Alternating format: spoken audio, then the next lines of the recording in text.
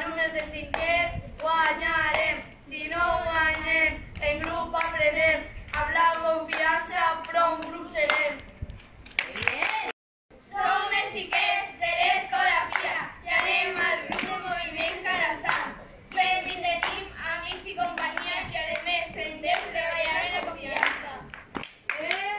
Els alumnes de l'Escola Pia anem a cantar-nos un rap en el moviment i a la direcció.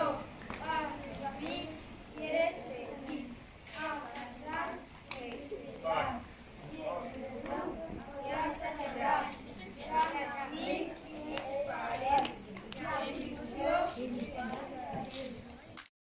Estamos en un grupo de amigos, aquí no hay enemigos, en Calasanz tenemos confianza.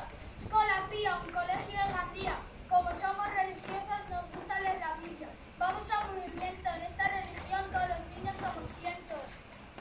Aquí todos somos religiosos, qué sentimientos. Somos buena gente, por un amigo metido en pasapente. Cuando vemos a un pobre por la calle le damos dinero, esto no es broma, es un caso serio. Necesitamos tu ayuda, sin ti no podemos resolverlo. Imagínate, en este caso tú tendrías mucho miedo.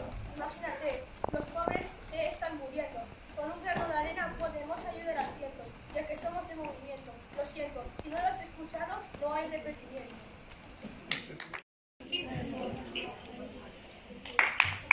En moviment Calasanz agafaràs esperança i amics faràs. En l'Escola Pia faràs tus amics en el grup que fan en moviment Calasanz.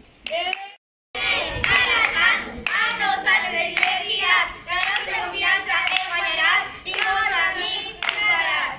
Som el grup de l'Escola Pia i amb nosaltres ens acomiadem. En Movimiento Calasanz vamos a triunfar, nuestro grupo de amigos de verdad, confianza y felicidad. En la Escola Pia nos vamos a quedar y así vamos a ganar. Ya no nos sabemos más, así que vamos a parar.